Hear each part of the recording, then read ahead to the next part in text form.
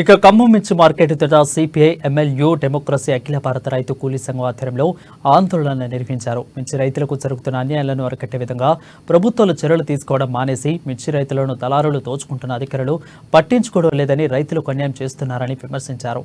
జెండా పాట ప్రకారం కాకుండా ఇష్టానురీతిన దళారులు మిర్చి రైతుల దగ్గర నుండి మిర్చి కొనుగోలు చేస్తున్నారని ఆవేదన వ్యక్తం చేశారు.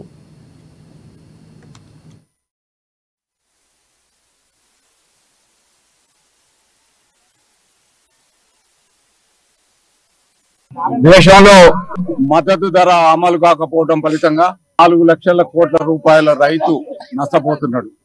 దేశంలో 1200 పంటలు పండిస్తుంటే కేవలం 23 పంటలకే మద్దతు ధర ప్రకటించడం అనేది శోచనీయంగా ఉంది. ప్రధానంగా సుగంధ ద్రవ్యాల్లో భాగమైన మిర్చిని ఇది ఆయుధాలలో వాడతారు, మందుల్లో వాడతారు, ఆహారంలో వాడతారు. అన్ని కాస్మోటిక్ వస్తువులలో కూడా మిర్చికి బాగా గిరాకీ ఉన్నది.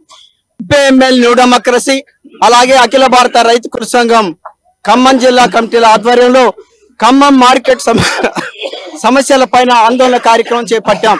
ఈ రోజు 28,800కి జెండా పాటని ప్రకటించారు. కానీ దాని ప్రకారం కొనుగోలు జరగటం లేదు. కొనుగోలు అనేటువంటిది 14,000 17,000కి మాత్రమే కొనుగోలు అనేటువంటి జరుగుతుంది. ఇక్కడ మార్కెట్ అధికారులు